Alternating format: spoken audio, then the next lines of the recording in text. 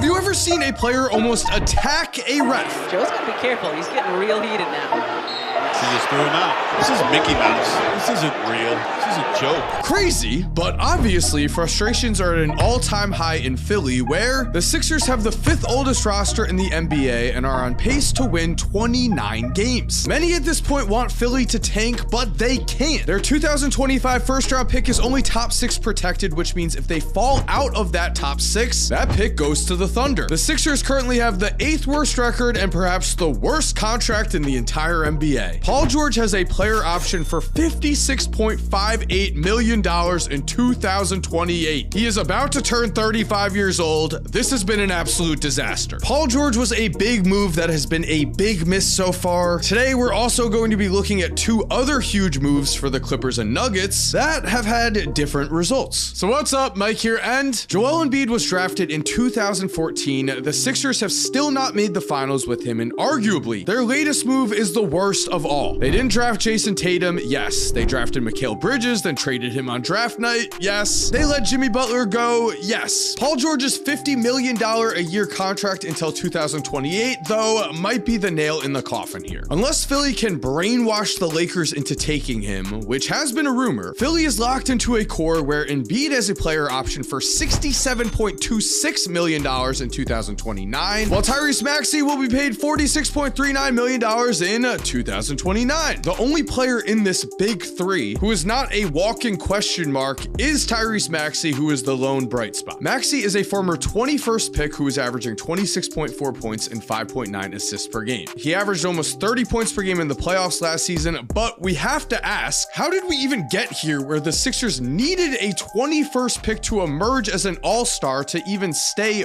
relevant? Can Paul George turn it around? Well, his production has fallen off of a cliff. Last season, PG averaged 22.6 points per game with a 61.3% true shooting percentage. This season, those numbers have fallen to 17 points with a 53.5% true shooting percentage. George is the 7th highest paid player in the NBA. He ranks 75th in points per game, 87th in PER, 161st in win shares per 48 minutes, and 172nd in true shooting percentage. Comparing 2025 Paul George's stats to 2024 Tobias Harris, we can even see that at least on the stat sheet, this was not a clear upgrade. Tobias was even more efficient. Now, Tobias Harris himself has been terrible this year. That is true. But the point remains, the Sixers bet it all on Paul George, and he's only getting older. To be honest, I'm bored playing on a 5.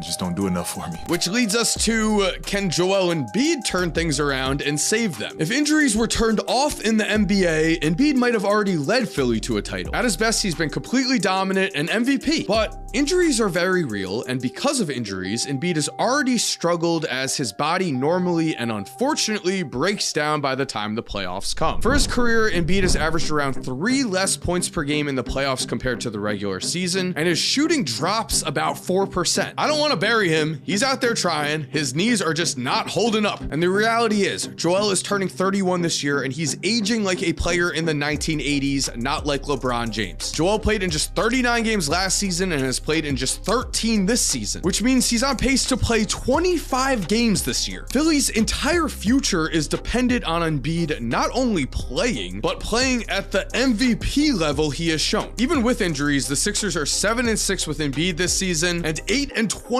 without him. Now, many want to tank and just reset for next year, especially because Jared McCain should be back and healthy. He averaged over 15 points per game as a rookie before he was injured. But what is the incentive to tank if you're going to lose your draft pick? Even if Philly tries to be bad, they have to be worse than Washington, Utah, Toronto, New Orleans, Charlotte, Brooklyn, and Portland. All teams that have been awful and all teams that are ahead of them in the loss column. Maybe Philly gets lucky in the draft lottery, but as of now, they suddenly look like one of the worst situations in the NBA today. Moving over to the Denver Nuggets. Russell Westbrook has been an absolute maniac since signing with Denver. Not only is he playing at an extremely high level again, but he's been a trash-talking menace.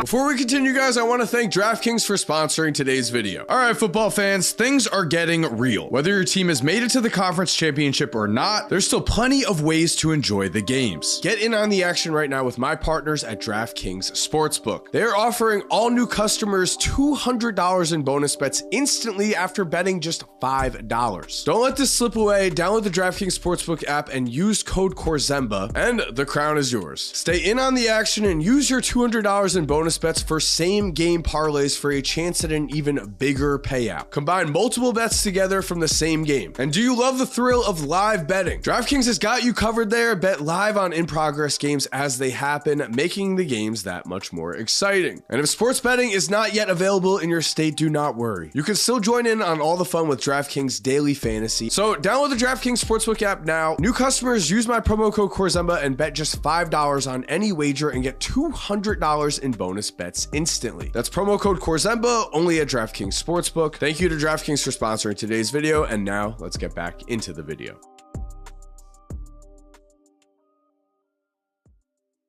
Seen as a controversial signing at the time due to his struggles to fit in with the Lakers and Clippers, you can decide who to blame there. Russ may be the best comeback story of this season. This year, in the 23 games Russ has started, the Nuggets are 18-5, and in the games he's come off the bench, they are just 10-11. His on-the-court impact cannot be denied. He is fitting in perfectly with Nikola Jokic, and he's shown that the most important thing to him is winning, which gives us a massive question here. After years of hearing the hate, will Russ shut up all of the haters and bring home a ring as a major contributor in Denver? It could happen. Jokic is averaging an absurd 30.2 points, 13.4 rebounds, and 10.1 assists a game with jaw-dropping advanced numbers. He is currently on pace to finish second all-time in win shares per 48 minutes and to set the record for box score plus minus and PER in a single season. Shai Gilgeous-Alexander has been amazing. There's no doubt about that. But personally, I think if Jokic did not already have 3 MVPs under his belt, he would be a no-brainer for MVP. The man is out here setting advanced stat records. And the Russ-Jokic connection has been both incredible to watch and also historic. They've already become the first pair of teammates to record triple-doubles in the same game multiple times in the same season. Meanwhile, Christian Braun has had a gigantic leap this year. In 2024, Braun averaged 7.3 points per game on 46% shooting. This season, he is averaging 14.1 points on 57% shooting. Denver is currently 4th place in the West, and Aaron Gordon has missed over 20 games this year. We know the Nuggets already have that championship confidence in them. All that matters is that they're healthy for the playoffs, and if Nikola Jokic can continue to be the best player in the world, maybe Russell Westbrook ends the year with a championship ring. Finishing off with the Los Angeles Clippers, we know at this point that letting go of Paul George has looked like the right move. The James Harden trade is the controversial decision, which we'll get to, but the biggest question is whether Kawhi Leonard will ever play again at an all-star level. Many have written Kawhi off at this point due to injuries, but it really is not impossible. Kawhi was just second-team All-NBA last season. Then, of course, he got hurt. He only played in 2 playoff games, so the same story played out. But without a star in Kawhi, the Clippers have still placed themselves at 6th in the Western Conference with a 25-19 record, as the rest of the team has stepped up. Norman Powell is averaging 23.7 points a night, almost 10 more points per game than last season. Zubac at the center position has been solid as well, putting up 14.9 points and 12.6 rebounds per game on over 60% shooting, while James Harden has a lot of people in Philadelphia questioning what could have been, because Harden is playing like a borderline all-star. He's averaging 21.2 points, 8.2 assists per game, along with 5.9 rebounds, and maybe Harden with the Sixers never would have worked out, especially because of this. Daryl Morey is a liar,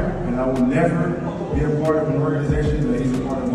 But at this point, it would not be a stretch to say that Kawhi Leonard could be considered the biggest wild card in the NBA this season. If we were to just take any team, remove their superstar player, and say they are still 25-19 and 6th in the Western Conference, we would say once that superstar returns, they are going to have a real shot at the title. When healthy, Kawhi Leonard has proven to be a megastar. In 48 playoff games between 2019 and 2021, Kawhi not only won his second title and his second finals Finals MVP, he averaged 29.9 points, 8.8 rebounds, and 4.5 assists per game on over 50% shooting in the process. Yes, at this point, that was years ago. Yes, Kawhi is 33 years old and injuries have been adding up. But if we're being honest, Kawhi could just mail it in and sail off into the sunset to the NBA Hall of Fame, and no one would really blame him because the Clippers are on the brink of a ruin due to trades such as the James Harden trade. The Clippers do not own their own pick outright until 2030. Harden will be 38 in 2028, and he also has a player option next season, so he may not even be on the roster at that point in time. In 2029, the Clippers have just a top 3 protection on their pick, again owed to Philly. It is far from a guarantee that they are going to keep it, even if they had the league's worst record. Piling onto this, the Clippers have minus $67 million